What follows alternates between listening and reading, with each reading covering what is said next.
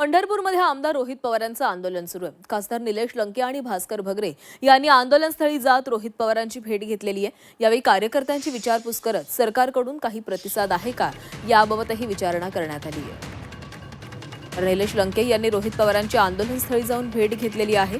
या आंदोलनासंदर्भात तुमच्या मागण्यांसंदर्भात सरकारकडून काही विचारणा करण्यात आलेली आहे का असं देखील या संदर्भात देखील माहिती लंकेंकडून जाणून घेण्यात आली आहे। कर्ज त्यामध्ये अनेक अटी टाकलेले आहे। सरळ सोपी मागणी आहे की सगळ्या अटी शर्ती काढून आमच्या शेतकऱ्यांना 2 लाख रुपये कर्जमाफी द्या।